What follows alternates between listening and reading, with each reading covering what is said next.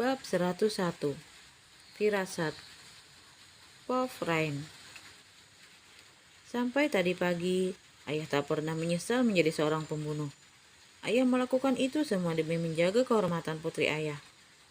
Tapi detik ini, ayah menyesal telah menjadi pembunuh. Aku makin sesegukan mendengar ucapan ayah. Mendengar saja udah membuat hatiku tersayat. Apalagi kalau saat ini, aku menatapnya langsung. Aku tak sanggup membayangkan wajah ayahku saat ini. Ayah sangat menjunjung tinggi kehormatanmu. Tapi kau sama sekali tak menghargai kehormatanmu sendiri. Apa kehormatan adalah sesuatu yang bisa dijual?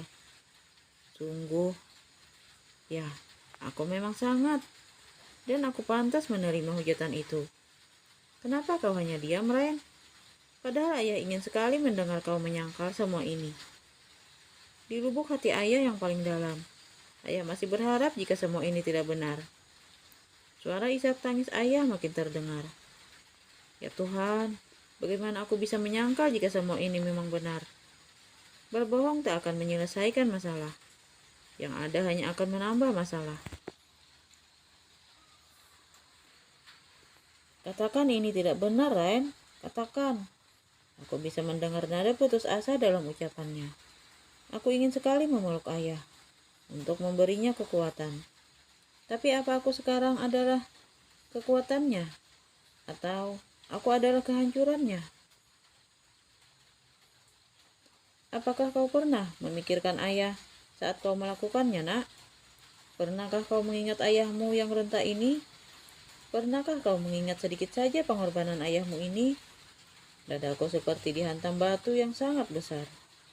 Rasanya sakit dan berat. Aku sampai kesulitan bernapas.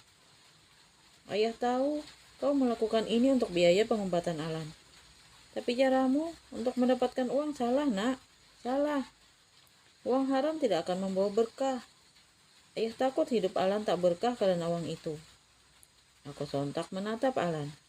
Dia terlihat lemas dan tertunduk di lantai. Aku buru-buru mematikan loudspeaker.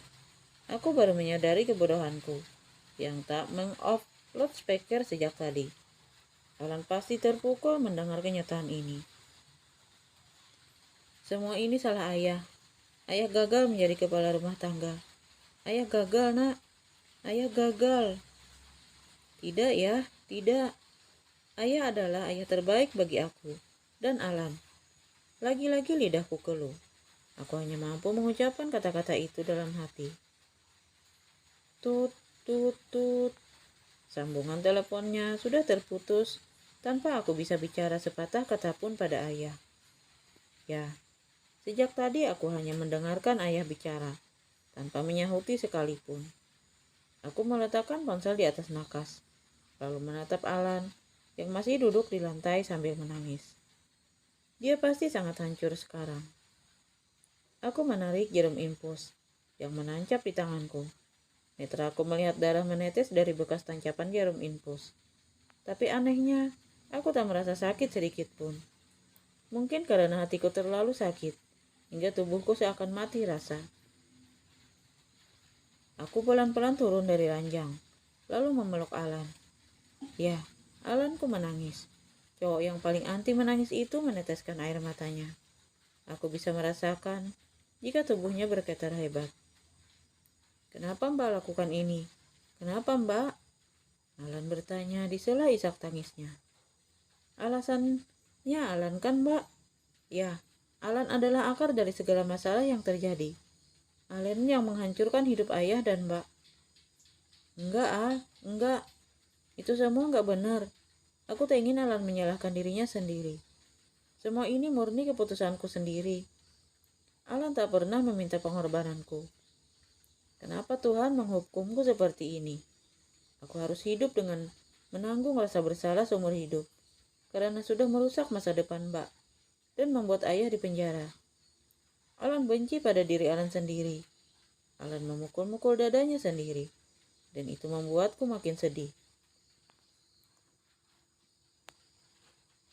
Harusnya Alan pergi bersama Bunda. Harusnya Alan mati saat itu. Stop. Berhenti berkata seperti itu. Bersyukurlah. karena Tuhan masih mengizinkanmu hidup sampai detik ini. Harusnya Mbak gak perlu melakukan pengorbanan sebesar ini. Harusnya Mbak biarkan Alan mati. Aku menggeleng-gelengkan kepalaku. Mana mungkin aku akan membiarkan adikku satu-satunya mati. Sumpah demi apapun. Aku menyayangi Alan sepenuh hatiku. Dan aku melakukan apapun untuknya. Kau mau kemana, Al?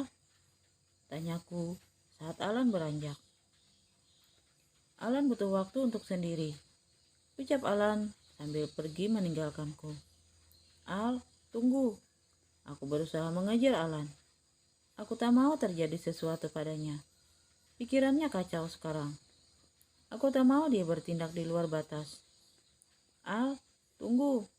Aku mengabaikan kepalaku yang mulai berkunang-kunang dan tetap mengejar Alan. Au, kakiku saat tak sengaja menabrak sebuah berangkar yang sedang didorong oleh perawat.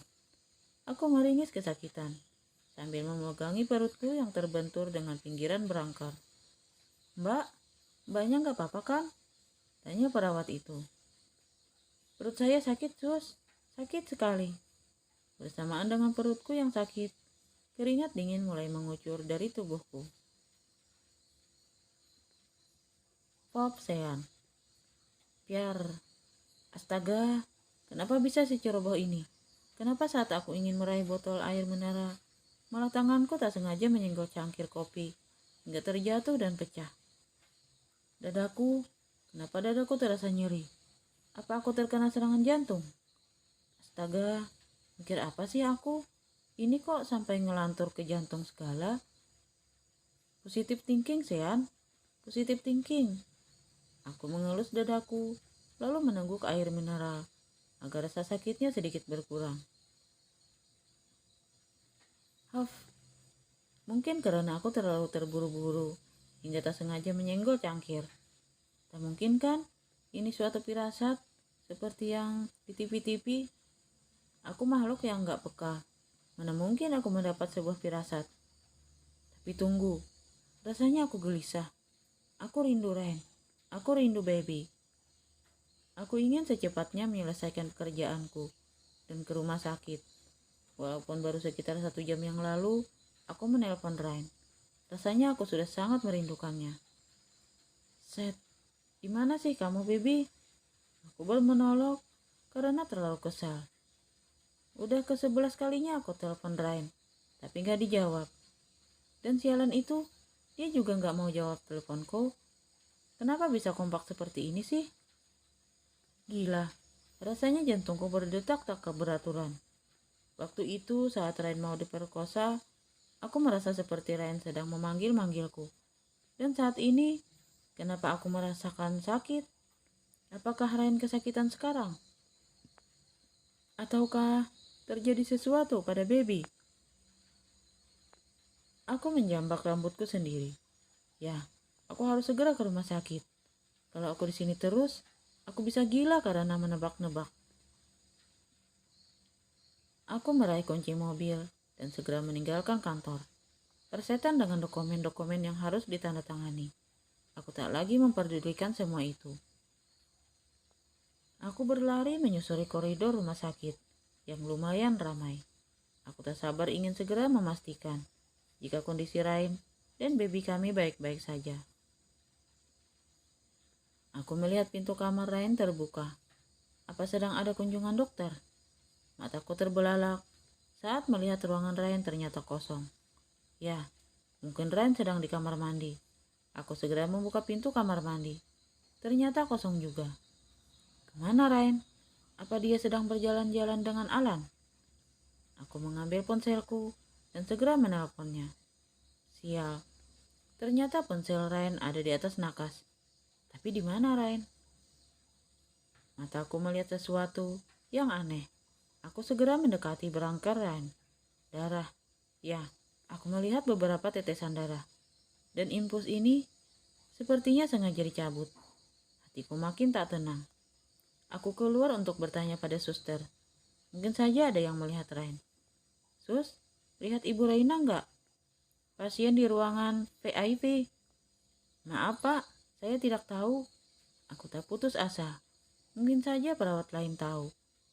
Permisi sus, lihat Bu Raina enggak? Pasien di ruangan VIP. Entah sudah keberapa kalinya aku bertanya. Rumah sakit ini memang besar, jadi banyak sekali pegawai di sini. Apa Anda keluarganya Bu Raina? Aku segera mengangguk. Iya sus, suster tahu di mana istri saya. Bu Raina ada di ruangan dokter Seno, spesialis OB-GYN. Tadi tak sengaja beliau menabrak berangkar. Saat berlari, beliau mengalami pendarahan dan sekarang sedang diperiksa. Pendarahan?